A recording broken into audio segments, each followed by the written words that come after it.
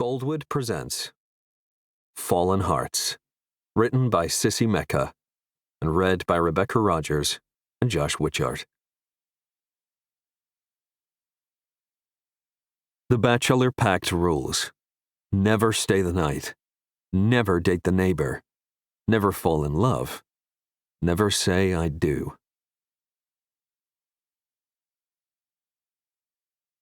Chapter 1. Pia. Cedar Falls, Finger Lakes region, New York. Want your regular? The cashier didn't even look up as a woman about my age approached the counter. Mm-hmm, the customer murmured, looking as if she was about to cry. As someone who cried at sappy commercials, among other things, I could empathize. Making a quick decision, I jumped up from my seat. "I've got this," I said to the woman. "You head to the ladies' room." Although it was an odd offer from a stranger, she didn't seem to mind. Swallowing hard and giving me a quick nod, she bolted in the direction of, I assumed, the ladies' room. It was my first time in the place, new to town and all, so I knew very little about the coffee cabin or even Cedar Falls itself, except that as of last night, it was my new home. When the cashier looked up, a college kid from the looks of him, he appeared confused. "I've got her coffee and..." I didn't need to look at the pastries again to know what I wanted. A blueberry crumble muffin. Paying for both, I brought them to my corner seat and went back to people watching. So far, nothing out of the ordinary. Just a cozy coffee house in a town even smaller than the one where I grew up. One I'd be seeing a lot of since my new apartment was just upstairs. "Thank you so much," the woman said when she returned, clearly unsure what to do. "Join me," I offered. "Got a muffin top." She looked a bit like that actress from the funny movie with Ryan Reynolds. What the heck was the name of it? Ugh, how could someone be so bad at remembering names? "You look like someone," I started, about to explain the movie. "Emma Stone." "That's it! I guess you get that all the time?" "I do, but I take it as a compliment, so thank you." I would too. Emma Stone and my companion were both extremely pretty.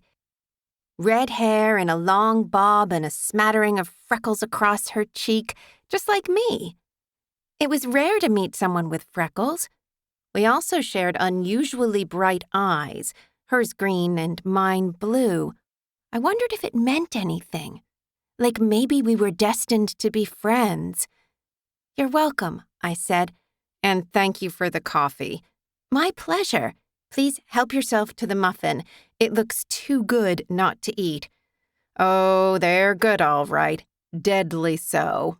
Try some." I helped myself and silently agreed. This would be dangerous.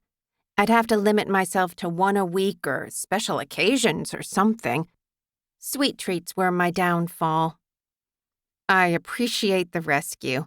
Delaney," she said, offering her hand. "Pia." I shook it, smiling. "Passing through?" she asked. "Actually, no. I just moved here. I'm renting the apartment upstairs." I motioned above us. "Got here last night from Oregon." "Oh, wow. You must be exhausted. Welcome to Cedar Falls." "Thanks. So you live here?" "I do. Born and raised. Although I just came back to town myself after a few-year hiatus." Delaney took a sip of coffee, looking over the rim sheepishly.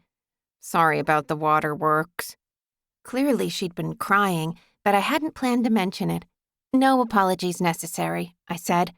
"No one is a bigger crier than me, though I definitely don't look that good after a cry. More power to you." Delaney laughed.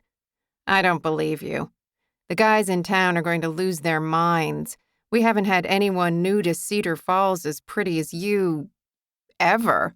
"Stop," I said, never able to take a compliment well. I'd gotten comments on my dark hair and clear blue eyes my whole life, but it wasn't like I'd done anything to earn it, so I was never sure what to say. I suppose thank you would suffice, but somehow I never managed to say the words. Although, fair warning, there are more than a few heartbreakers out there. Ah, so that was the source of the waterworks. Breakup? Yep. 5 months hot and heavy and boom. Just like that, he goes back to the ex. I feel silly.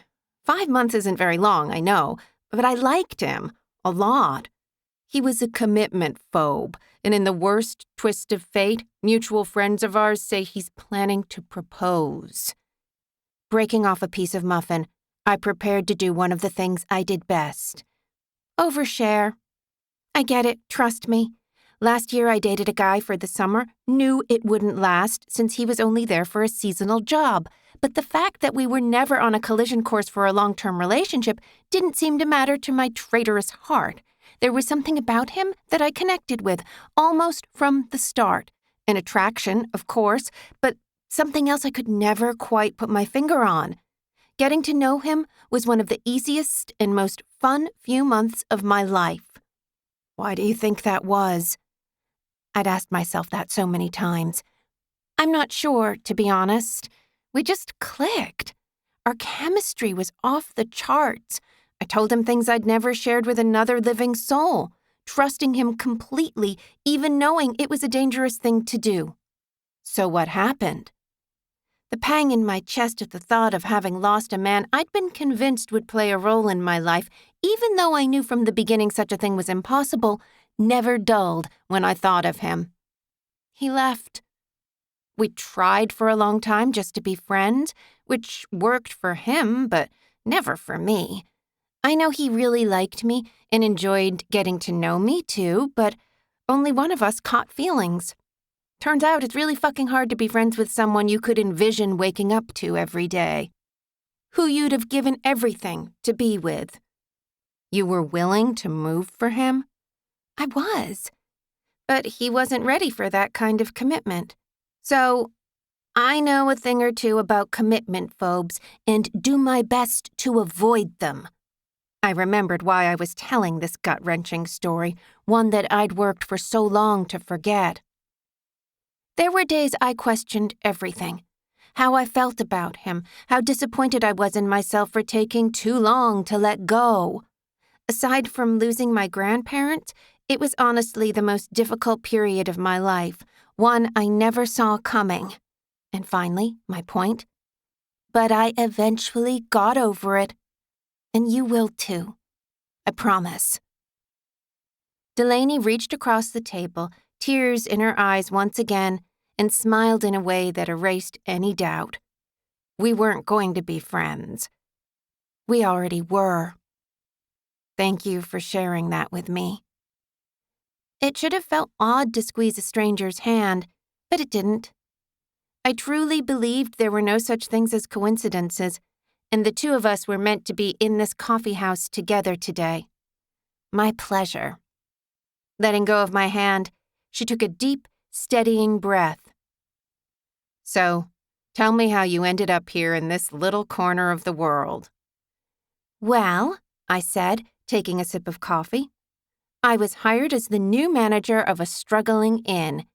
The owner seems like a great guy who I can't wait to meet in person on Monday when I start. What's the name of the inn? Who's the guy? Delaney smiled wryly. Trust me, if it's in or around Cedar Falls, I'll know him. Heritage Hill, I said as a vision of the beautiful, if older-looking inn popped into my head. The owner's name is Thomas Bennett. The way she said his name sent a shiver down my back. What is it? I asked, knowing without a doubt something was wrong. Oh, Pia, she said, as if feeling really sorry for me. Thomas Bennett is dead. Chapter 2. Mason. What does a person do the day after they bury their father? I wandered from my old bedroom at the inn, where I grew up, down to the kitchen. Esther, the elderly woman Dad had hired a few years ago to cook breakfast when he decided to start marketing Heritage Hill as a B&B, used the second kitchen Dad had added to the expanded part of the inn. This one in the original house was used only by my father and me. It was strange to walk into the kitchen without a pot of coffee brewing, courtesy of Dad. It was even stranger to imagine not seeing my father walk through the door saying, "Mason, get up to the heather room and see about unsticking the window." Just as the coffee began to brew, a different voice filled the room. "How you doing?" Beck had stayed the night, along with a few other of my close friends. "All right," I said, reaching into the cabinet for 2 mugs. "Black, right?" "Yeah." Only the sound of coffee brewing broke the silence. With someone you'd met in kindergarten, there wasn't always a need to talk. A few minutes later, I slipped my friend a mug and sat across from him at the kitchen island. "How many years has death been a part of my life?" I asked, not really expecting an answer. "But it still doesn't prepare you." "Yeah, but we're not talking about terrorists or criminals. This is family. It's different." The only close family I had left. True. More silence. Some of those deaths Beck mentioned flashed through my mind. 8 years as an Army Ranger and 4 with the NYPD still hadn't prepared me for when I walked into the morgue and saw Dad lying on that cold metal table. A fucking heart attack. Sure, he'd eaten a share of unhealthy food, but my father had always been an active guy like me. He even went to the doctor every year and had gotten a clean bill of health just a few months ago. I only knew that because he texted me to get my own ass to the doctor. Something I hadn't done since the medics forced me into their tent on my last tour. One thing I did know about death, though, was that it came for all of us at some point. Lamenting the fact that he was gone wouldn't bring him back, and it certainly wouldn't solve the problem of Heritage Hill. "What the fuck am I gonna do?" I asked, as if Beck would have the answer. "I don't know, man. It's your call. How many, days did you clear the calendar?" It might be more run down than when I was a kid, and my father's lakeside inn certainly made less money than it had in its heyday. But it was late fall in the Finger Lakes, which meant the inn was at least half full for the rest of the month. "For the week," I said. "I should probably clear another." "You think?" We were opposites in just about every way.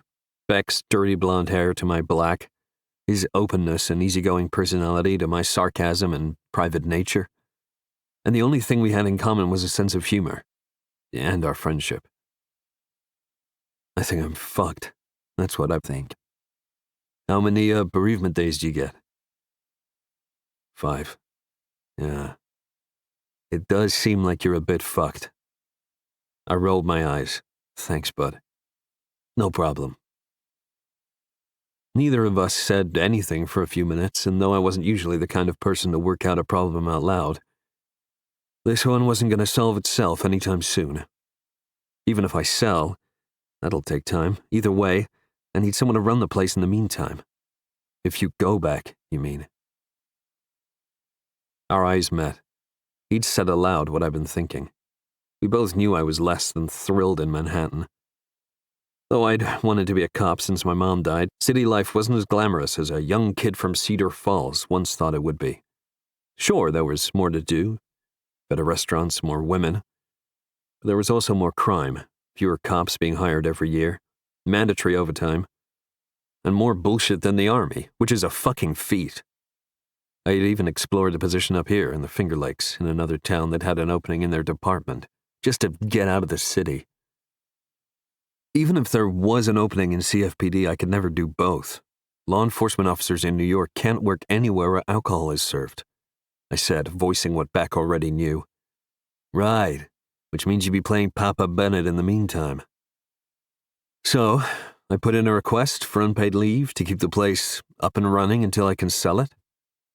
Or, don't go back. Don't sell. The thought had crossed my mind, but I was no innkeeper, that was all Dad. He loved this place, poured his heart and soul into it. Now it was his legacy. I don't know. Leaving the NYPD is one thing, but running the inn, it's never been my thing. When you were a teenager? No, I wasn't, he shrugged. Who knows? Now that you've seen the worst of humanity, maybe it's time for a change. Quite a fucking change. Beck sipped his coffee and said nothing. He'd only laid out what I already knew was a shitty set of options. Problem was, I wasn't sure what I wanted, and unexpectedly having Heritage Hill fall into my lap complicated matters. Either way, I'm gonna need more than 5 days. For what? Parker breezed into the kitchen with his signature mismatched socks, the same way he'd breezed into our friend group in college. With a perpetual smile on his face, he was the guy everyone adored. Women, men, mothers, especially mothers, little old ladies, everyone. To figure out what the hell to do at the inn. Parker slapped Beck on the back, looked into his coffee mug, and apparently deciding there was enough left to make it worth his while, snagged it from him, saying, "Thanks." Beck was too good-natured to do anything other than make himself another coffee. If that had been me, I'd have taken him back and told Parker to fuck off. Although, he probably never would have taken it from me in the first place. "You're such an asshole," Beck said to Parker, who ignored him. "I'll put in for leave today and figure out the rest later." Parker sat on the other side of the island from Beck, who shook his head at our friend. "I could stick around," Parker said. "While you're off, help out when I can." Parker worked in construction, which meant crazy hours, but I still appreciated the offer. "Thanks. I know how little time you have." "Nah, I'm staying," he said as if he hadn't heard me. "Moving to number 2, though." Although the guest rooms were named, rooms 1 through 4 were in the main house and had always been kept open, reserved for family and friends. Since number 2 was a Lakeview room, I didn't blame Parker for moving if he was going to stay. "Are you serious?" I asked. "Abso-fucking-lutely. Your dad died. You have 0 direction in your life." He shrugged. "You need me." "Jesus, Parker," Beck laughed. "Make the guy feel like shit, will you?" Beck focused back on me. "I'm staying too." As a bartender, Beck's life in Cedar Falls was as carefree now as when we were in college. In fact, he basically acted just about the same, despite being an actual adult. This place was about to get spicy with the 2 of them staying on. "You guys are nuts. Tell me something I don't know." All 3 of us looked toward the kitchen door. Cole, the 4th member of our lifelong bachelor group, sauntered inside. Unlike the rest of us slobs, he was already dressed, signature dark-rimmed glasses firmly in place. Looking every bit like the history professor he was, Cole was also headed toward the coffee pot. "So, what are we up to?" he asked no one in particular, pouring himself a coffee and sitting. "Mason is, having an identity crisis," Parker said, "so we're going to stay here until he figures out what to do with his life." "Papa Bennett just died, asshole," Beck said. "Cut the guy some slack." "We're staying, aren't we?" Parker shot back. "I'm not completely heartless." "Staying as in living here?" Cole asked, turning to me. "What about your job?" "He's taking a leave," Parker said. Apparently he was my new spokesperson. I'd always talked a lot less than him and Beck, so the 2 of them had a habit of jumping in to speak for me. The pair loved to hear themselves talk, so it worked out.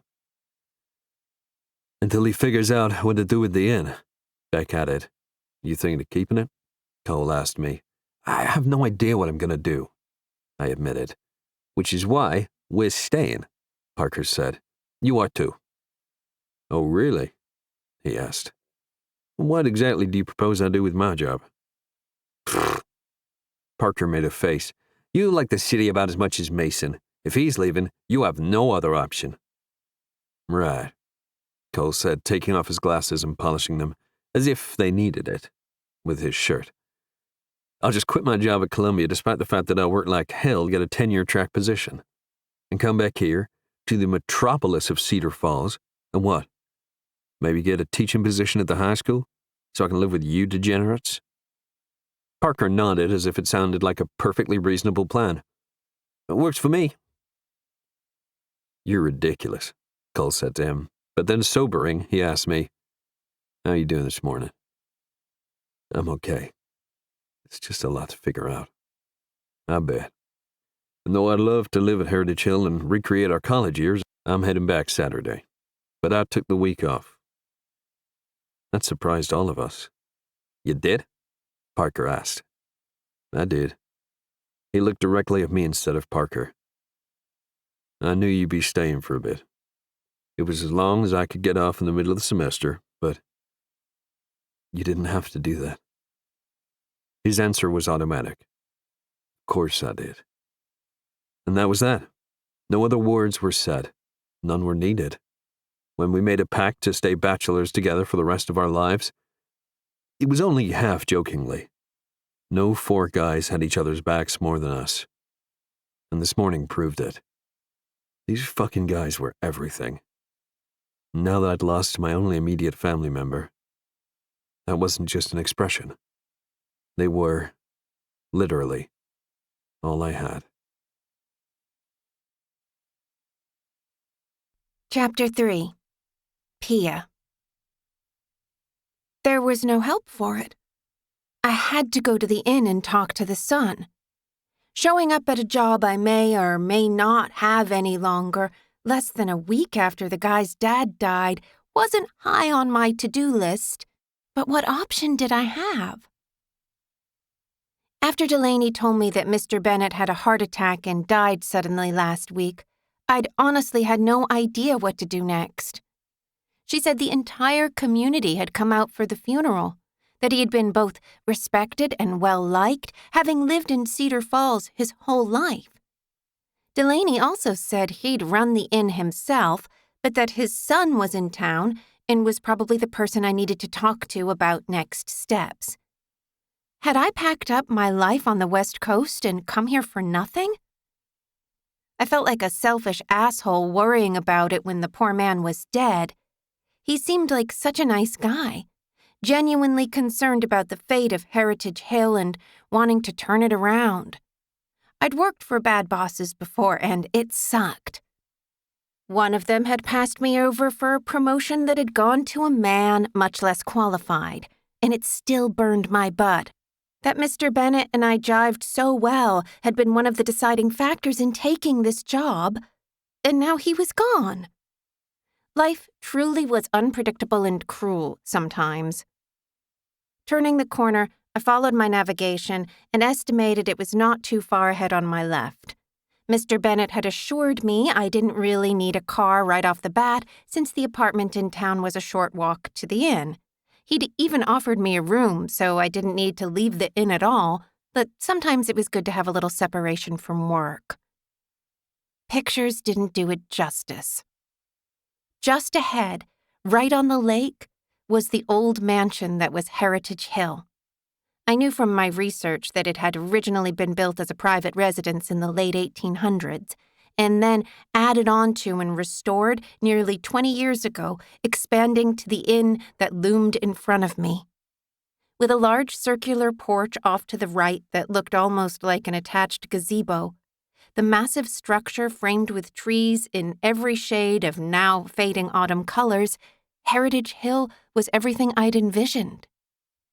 Though it was showing signs of aging, with some updates, a little focus, and the right marketing, there was no reason it couldn't be the crown jewel of Cedar Falls. With enough land to accommodate wedding parties, something Mr. Bennett said wasn't currently on their list of services, the historic inn had every chance to turn around its finances and be as successful as Mr. Bennett said it had been when he'd inherited the property from his own father. Heritage Hill just needed a little TLC. Having talked myself into coming, now that I stood on the wraparound porch of the inn I was supposed to manage, I froze up. How could I possibly knock on the door and wait for the son to answer? What the hell would I say to him? Sorry about your dad. Do I still have a job? Maybe I'd come back tomorrow. Good plan. Turning around, I was 2 steps away when the door behind me opened. Crap. I'd been totally snagged. Can I help you? I turned back. Standing in the doorway was a good-looking guy, probably my age-ish, around 30, with short brown hair. He certainly didn't look like his dad had just passed away. The guy was grinning at me in a way that made it impossible not to smile back. "My name is Pia Russo. I'm so sorry about your father. Not my dad," he said. "But thanks." Not my dad? What did that mean? "Excuse me?" I walked back toward the door. "He wasn't your father?" Delaney had said the son was in town and Heritage Hill had been closed for the week. He was the right age, so obviously this was the guy. "Nope, my father is a complete asshole. Papa Bennett, the total opposite. Great guy." "I see. Except I didn't at all. Was Mr. Bennett his stepfather?" "Parker," a voice said from inside the house. "Who are you talking to?"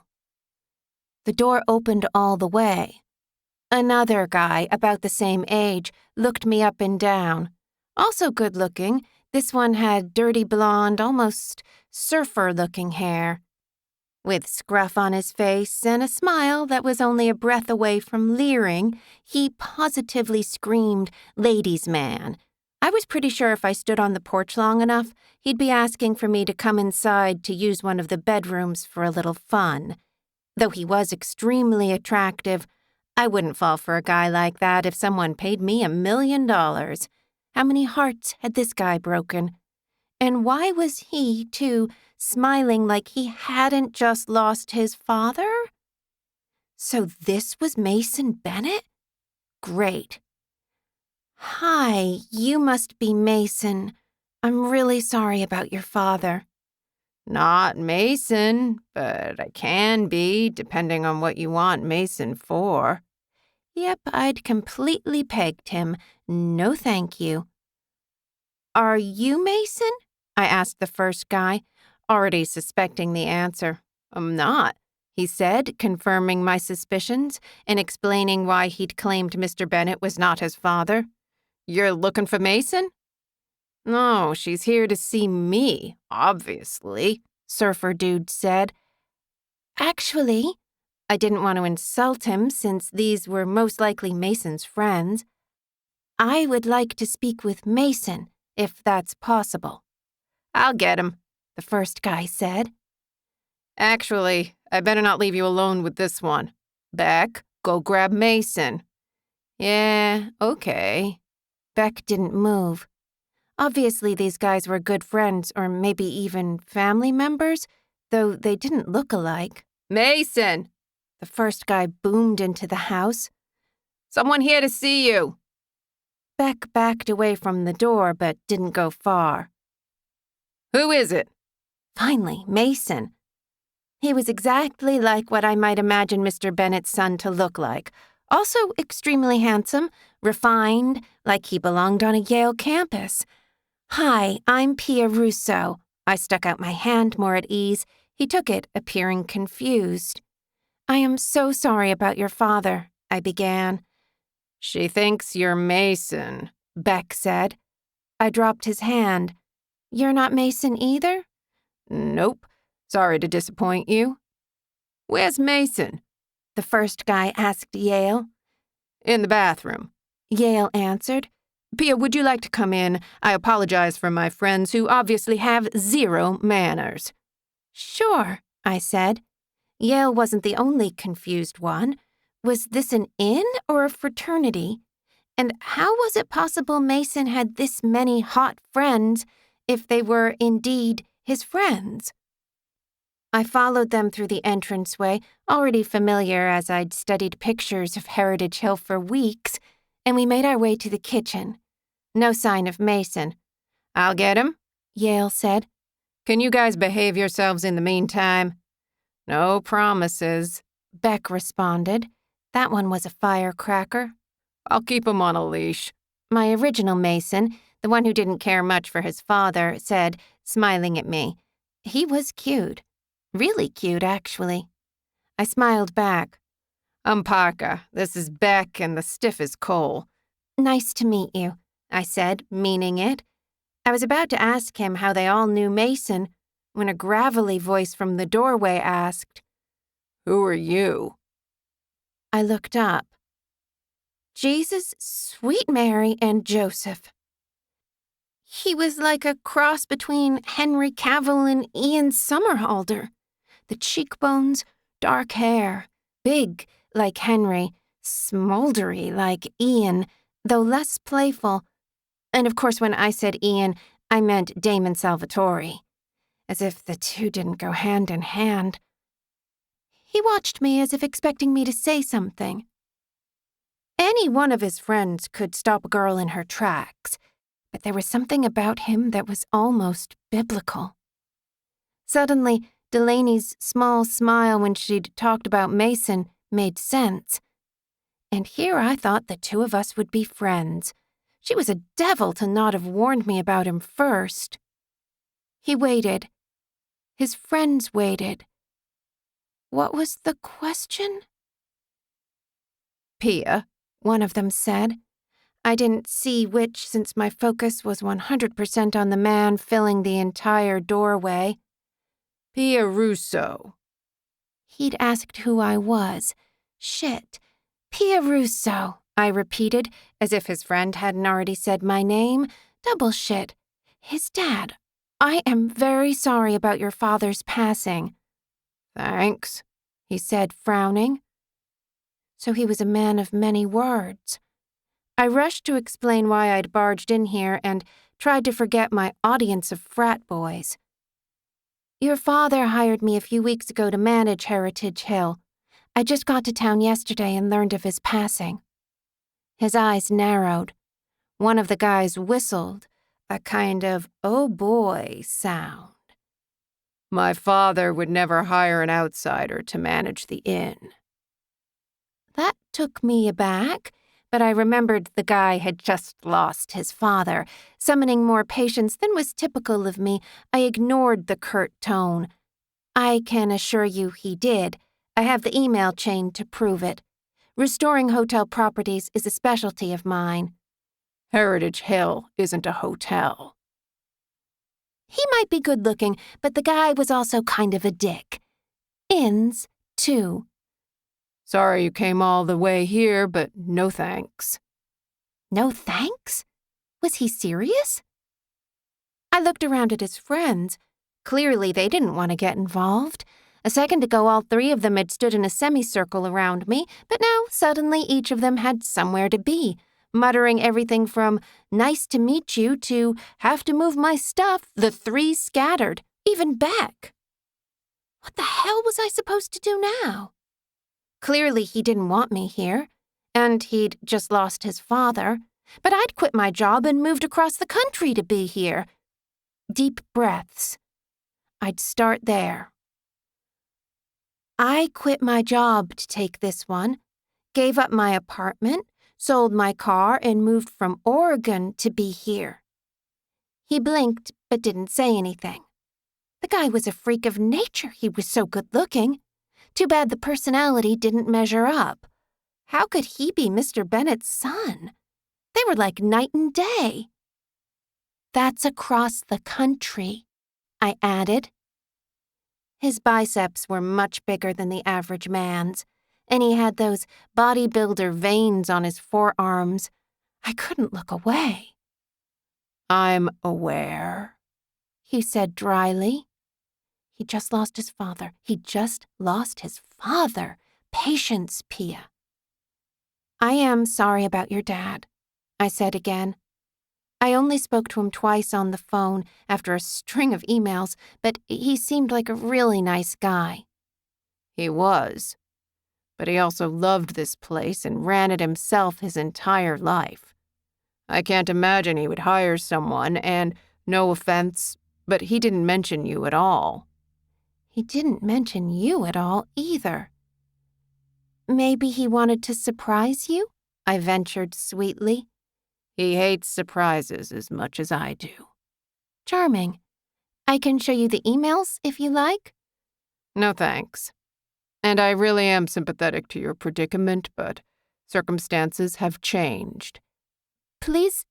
I'm taking over for the time being, and Heritage Hill is bleeding money. It can't afford someone like you. As I told your father, with a few small tweaks, I really think this place would be easy to turn around." "Thanks for coming." He walked toward me, giving me no choice but to back up and walk with him. "But I've got a lot to take care of. Leave your card and I'll gladly compensate you for your traveling expenses. Are you renting in town?" I nodded, mortified that he was actually going to send me packing. "Above the coffee shop." "I'll take care of your deposit and talk to the landlord to get you out of the lease." I didn't want to get out of my lease. I wanted this job. But Mason was walking me toward the door. I couldn't very well refuse to leave. What else was there to say? He didn't care that his father hired me, or that I'd quit my job and moved across the country to be here. Part of me wanted to curse him out, but I had to remind myself, again, the guy had just lost a parent. "Thanks for coming by. I'll be in touch." He looked right through me, as if not even noticing I stood in front of him. The guy would be impervious to arguments of any kind. I could see that clearly. He was almost militant. I guess that's it then? It couldn't be. Had I really moved to New York for absolutely no reason? "Have a good day, Miss Rousseau." Yep, that was it. I wouldn't grovel. Same to you, Mr. Bennett. With that, I was hardly out of the door before he closed it. Not quite on my face, but close. What the hell had just happened? Chapter 4. Mason. Show off. Beck shot me a no-shit look from behind the bar. He knew full well his bottle flip antics were impressing the girl sitting in front of him. I'd never seen her before, which meant she and her friends were probably tourists. Anyway, I continued to Parker. They said I'll know about my leave request in a day or two. O'Malley's pub sat on the east corner of Cedar Falls town square. Although Heritage Hill had been built well before the town of Cedar Falls was established, the location couldn't be any better, within walking distance. Since O'Malley's was one of the only 2 bars in town, even during the off-season it was pretty much packed most days of the week. "That seems quick," Parker said, taking a swig of beer. Captain called my situation an extenuating circumstance. By situation, you mean Papa Bennett? Apparently. My father loved coming to O'Malley's and meeting new people. He really was tailor-made for the service industry, unlike me. He had also enjoyed busting Beck's ass. More often than not, my friend would text me things like, "Papa Bennett is at the bar tonight. He just told a woman who I had a 100% chance of taking home to steer clear of me. You've got to do something about him, dude." So, of course, I'd text my father, who'd gotten a good laugh over his cock-blocking success. This time, he'd said the woman was too young for Beck anyway. "What is it?" Parker was watching me. Just remembering the time Dad warned away that blonde tourist Beck tried to take home. "The 21-year-old? Yeah, that one. Your dad was something else." That was an understatement. I can't believe he's fucking gone. "Well, turkey, neat," Beck said, sliding a glass toward me. I hadn't even noticed my first drink was gone. On the house. I lifted the glass in thanks to him and took a sip, the rich whiskey sliding down my throat. "Isn't that the woman from earlier today?"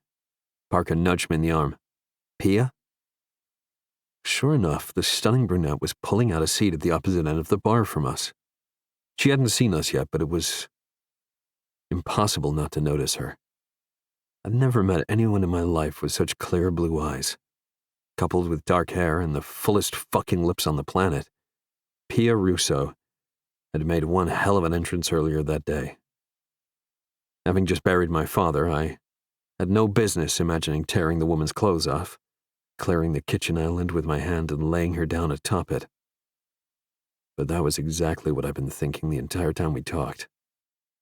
She was sexy as fucking hell. No wonder Beck had been panting after her all day and was in full-blown stalking mode now as he served her. The guy was an absolute man-whore. We all loved women, but Beck simply couldn't stay away from them. Beck isn't wasting any time, I said. She doesn't seem to be into him. Parker's surprise mirrored my own. Most women loved Beck. Like Parker, he could charm the habit off a nun with his sense of humor and good looks. But that didn't seem to be working. Part of my ranger training showed me how to read body language, which in the field could be the difference between life or death.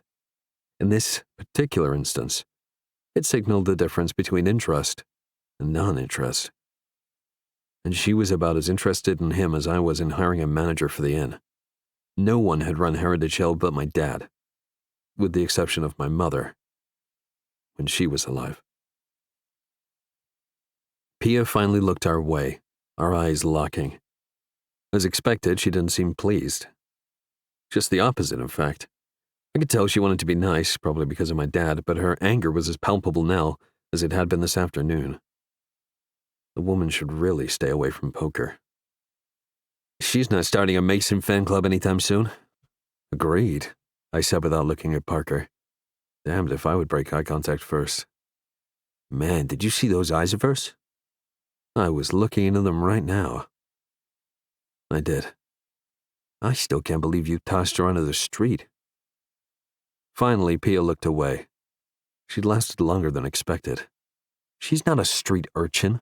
The woman is clearly capable and will be fine. I already talked to Paul and got her deposit returned and rent cleared for the month. Yeah, but still. She quit a damn job and moved from Oregon. I couldn't help but smile, which is clear across the country. And what's so funny about that? Never mind. I still think you should reconsider. Seems to me the perfect solution. You're about as personable as this coaster. He lifted up the coaster from under his glass as evidence. Unlike a lot of people, Parker wasn't intimidated by my frown. What? It's true, and you know it. Fuck off, I said as lovingly as possible. Yeah, suit yourself, but I think you're nuts. Clearly Papa Bennett thought it was a good idea, and if you decide to go back to work, but keep the inn open, boom, problem solved. If I go back to work, I'm selling it. Okay, genius, let's think this through. You sell it, the new owner runs it. Either way, someone other than you will be the new innkeeper.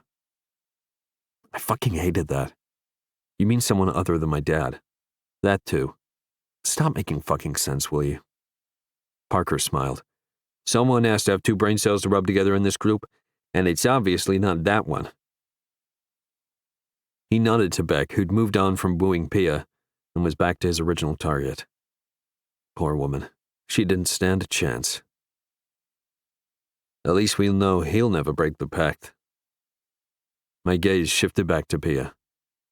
I never worried about him breaking it. I never worried about any of us breaking it. You're a mean bastard. Cole wouldn't get married if you paid him $10 million to do it. And Beck and I like, variety too much. All true. I watched as Pia sipped her red wine.